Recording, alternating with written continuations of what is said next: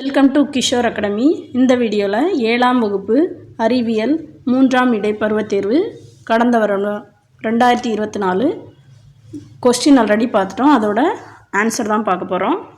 முதல்ல one word, ஆடியில் படும் ஒளியானது. ஸோ ஒரு கண்ணாடியில் ஒளி பட்டதுன்னா அது என்ன செய்யும்? எதிரொலிப்பு அடைகிறது. நிலவானது பூமியை ஒரு முறை சுற்றி வர 27 நாட்கள் ஆகும். பூமியை நிலா ஒரு தடவை சுற்றி வர்றதுக்கு 27 நாள் ஆகுது. துணைக்கோளை நிறுவியவுடன் இஸ்ரோ 4 டன் எடையுடைய துணைக்கோள்களை ஏவும் திறன் பெறுகிறது. அதாவது GSAT-19 அந்த துணைக்கோளை நிறுவன பிறகு தான் இஸ்ரோவால் 4 டன் எடையுடைய துணைக்கோளை அனுப்ப முடிஞ்சது. கம்பளியை போன்ற பண்புகளை கொண்ட செயற்கை இலை. ஸோ கம்பளிங்கிறது இயற்கை இலை உங்களுக்கு தெரியும். அதே மாதிரி இருக்கிற செயற்கை இலை அக்ரிலிக். டேஸ் என்பது மக்கும் தன்மையற்ற ஒரு பொருள். மக்கும்னா இது மண்ணோட மண்ணாக சிதைகிறது. ஸோ இதில் பார்த்தாலே தெரியும், நெகிழி புட்டி பிளாஸ்டிக், அதுதான் மண்ணில் மக்காத ஒரு பொருள். கோடிட்ட இடத்தை நிரப்புக. சொரசொரப்பான பரப்பின் மேல். ஸோ ஒரு பளபளப்பான பரப்பாக இருந்தால் எதிரொலிப்பு சீராக இருக்கும். இது சொரசொரப்பான பகுதிங்கிறதுனால அதோட எதிரொலிப்பு ஒழுங்கற்ற வடிவமாக இருக்கும். முழுமையான இயற்கை இலையின் எடுத்துக்காட்டு பருத்தி. ஒரு இயற்கை இலைக்கு எடுத்துக்காட்டு என்ன சொல்லுவாங்கன்னா பருத்தி. சரியா தவறா ஆராய்க. பொதுவாக சரியா தவறாக இருந்தால் அதோட சரியான பதில் என்னன்னு எழுதுங்க. சில நேரங்களில் கேட்பாங்க, சில நேரத்தில் கேட்க மாட்டாங்க. ஸோ அதை கவனித்து கொஞ்சம் எழுதுங்க. ஒரு பொருளின் நிழல் பொருள் இருக்கும் அதே பக்கத்தில் அமையும், இல்லை அதோட எதிர்பக்கத்தில் தான் அமையும். ஒரு பொருளின் நிழலானது ஒளி மூலம் இருக்கும் திசைக்கு எதிர் திசையில் உருவாகும். நிலவானது பாதியை விட குறைவாக ஒளிரும் நிலைக்கு பிறை நிலவு என்று பெயர். நீங்கள் பார்த்துருப்பீங்க, நிலா பாதி அதுக்கும் பாதி கால் பகுதின்னு சொல்லுவோம்ல, அந்த மாதிரி இருக்கிறத என்ன சொல்லுவோம்? பிறை நிலவு. சரி.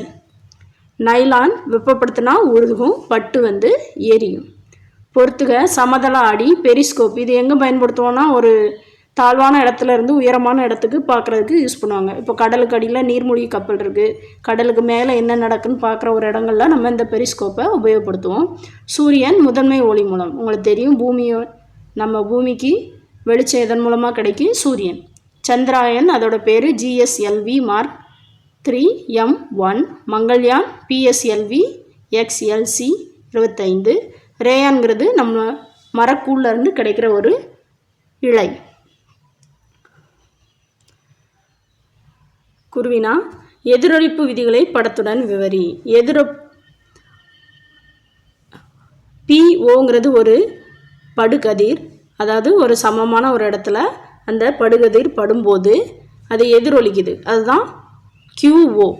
இந்த POக்கும் QOக்கும் நடுவில் ஒரு சிவப்பு கலரில் ஒரு கோடு போட்டிருக்கும், அதான் செங்குத்து கோடு. அதை என்ன சொல்லுவாங்கன்னா படுகோணம்னு சொல்லுவாங்க. சரியா? சரி, நார்மல்னு சொல்லுவாங்க. ஸோ இந்த படுகோணமும் எதிரொலிப்பு கோணமும் எப்போவுமே சமமாக தான் இருக்கும். அதாவது படுகதிருக்கும் அந்த நார்மலுக்கும் நடுவில் இருக்க கோணத்துக்கு பேர் படுகோணம் I. எதிரொலிப்பு கதிருக்கும் நார்மலுக்கும் நடுவில் இருக்கிற கோணத்துக்கு பேர் எதிரொலிப்பு கோணம் R. இந்த I = R. எப்போவுமே இது ரெண்டுமே சமமாக தான் இருக்கும். இதுதான் எதிரொலிப்பு விதி. ஒளிரும் பொருட்கள் என்றால் என்ன? உங்களுக்கே தெரியும், தாமாகவே ஒளி தரக்கூடிய பொருட்கள் தான் என்னது? ஒளிரும் பொருட்கள். எடுத்துக்காட்டு சூரிய ஒளி, மின்சார பல்ப். நிழல்களின் பண்புகள் யாவை?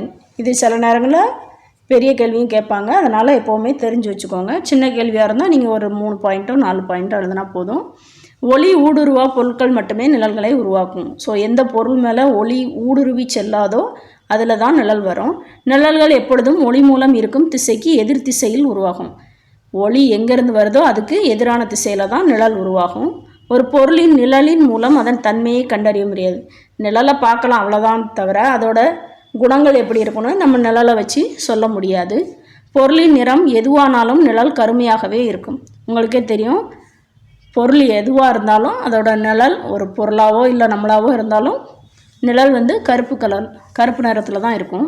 ஒளி மூலம் ஊடுருவா பொருள் மற்றும் நிழல் ஆகிய மூன்றும் ஒரே நேர்கோட்டில் அமையும். ஸோ ஒரு நிழல் வரும்போது அந்த ஒளி படுற இடம், அந்த பொருள், அந்த நிழல் எல்லாமே ஒரே நேர்கோட்டில் தான் இருக்கும். PSLV மற்றும் GSLVயின் விரிவாக்கம். ஸோ துருவ செயற்கைக்கோள் வெளியீட்டு வாகனம், ஜியோசிங்க்ரோனஸ் செயற்கைக்கோள் ஏவுதல் வாகனம். 4 வகையான விண்மீன் திரள்களின் பெயர். சுருள் விண்மீன்னா சுருண்டு இருக்கும், நீள்வட்டம்னா தெரியும். ஒழுங்கற்ற விண்மீன், கோடிட்ட சுருள் விண்மீன் திரள்கள். பருத்தியை உருவாக்கும் பல படிகளின் ரசாயன பெயர். ஸோ எதிலிருந்து நமக்கு கிடைக்குன்னா செல்லுலோஸ்.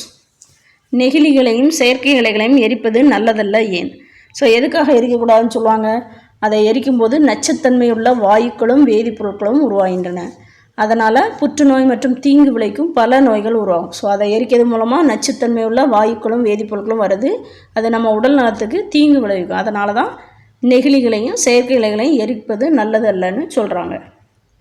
வெப்பத்தால் இறுகும் நெகிழி பொருட்கள் 2 எடுத்துக்காட்டு தருக. இதுக்கு பொதுவாக என்ன சொல்லுவாங்கன்னா, இதை உருக்குனா நம்ம வேறு ஒரு வடிவத்தை கொடுத்துட்டோம், திரும்ப அதை உருக்கி இன்னொரு வடிவத்துக்கு நம்ம கொண்டு போக முடியாது. இப்போ பேக்லைட் எங்கே உபயோகப்படுத்துவோன்னா, நம்ம வீடுகளில் பயன்படுத்தக்கூடிய சுவிட்சு, ப்ளக் பாயிண்ட்டு, அது எல்லாமே பேக்லைட்டில் செய்கிற பொருட்கள் தான்.